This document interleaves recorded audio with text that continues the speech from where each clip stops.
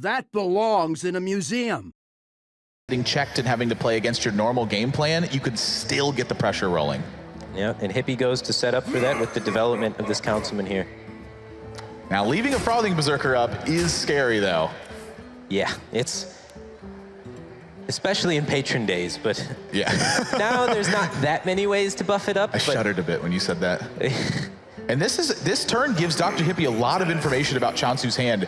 There was no way in hand to kill the Voidwalker, so that way this Frothing Berserker could potentially get through. There was no way to kill the Darkshard Councilman this turn. Dr. Hippie can start to piece together that Che0nsu maybe has a bit of a heavy hand here. Yeah, he definitely knows that there's no Fiery War Axe in the hand. You know, you can think about cards like N'Zoth's First Mate, Blood to Ichor, Sir Finley. None of those are in the hand, so he's getting a lot of information out of that. Yep, and 2 Flame Imps to back this up. That is a lot of power. He's going for the Librarian, too. He landed. Oh, the whiff on the 50-50. Still some strong plays, though. The Councilman now eating a Frothing Berserker, which is a very high-value threat, trading in the fairly weak minions on board to answer the other Frothing Berserker, and suddenly an army versus nothing from Che0nsu, and currently no dragon in hand, and no dragon, so Blackwing Corruptor cannot be used. Che0nsu's forced to execute a 3-1 Flame Imp. Yeah, he realizes how much pressure he's in, and he just has to clear some of these minions, try and slow Dr. Hippie down so he has time to try and find that dragon and start trying to catch up on board. And the dragon is... I think it honestly might be good enough here. Dr. Hippie's turn is fairly weak with just Life Tap and Imp Gang Boss, so not a lot of pressure coming. Yeah, outside of that. Super sticky, but only 2 damage developed onto the board. Dragon here would be a massive swing for Che0nsu. Oh. And he slumps in the chair. Alex draws his champion. 3 dragon cards, no dragon activators.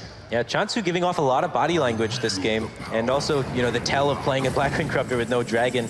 Dr. Hippie can probably assess that there are many dragon activation relier cards in his hand. What a draw that was with the Soulfire. Crazed Alchemist has some interesting interactions with the Abusive Sergeant here. He could actually get a permanent health buff by swapping after the buff from Abusive Sergeant.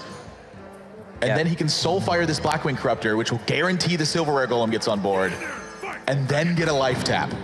He's turning this Imp Gang boss into a 4-4. This is a huge turn for Dr. Hippie.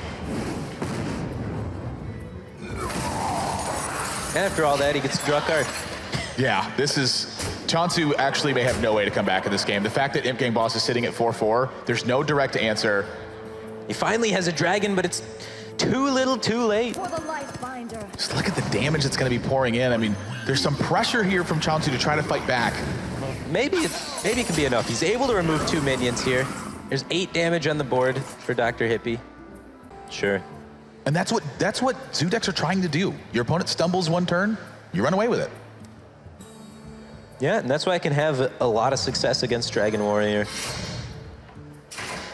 Che0nsu is finding an interesting way to try to win this game. He's hoping that he's hoping that Dr. Hippie either Life Taps and the Fiery War Axe plus Rag could kill him, or that the 2/6 Guardian gets through here. And then Rag can kill him. Right, but the Defender of Argus... Defender of Argus stops it. Yeah. But I like it. Che0nsu's still, you know, he's not conceding. He's hanging in there. He's spotted a weird way to win. What is the 1% chance I have to win this game? All right, let's take that. Yep. Let's try and get 1% chance to try and make it happen. And those from behind plays is a large part of the reason that Dr. Hippie got here, was the ability to spot those weird outs from behind, get a little bit lucky, win the game. It can happen. And you have to play to maximize your outs. When luck shuts the door, you got to open up the window. Dr. Hippie not even going to Life Tap. He goes, he's trying to kill me with something, so deal with this. Yeah, I like it. And there's no way that Che0nsu can deal with this board. Dr. Hippie knows that. I think Che0nsu knows it too.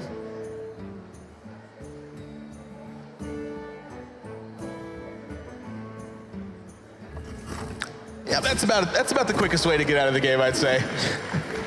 Put the 5 damage to your own face. A tied series still between these two. Back and forth games. Back and forth games. Dr. Hippie Just aggression in this one punished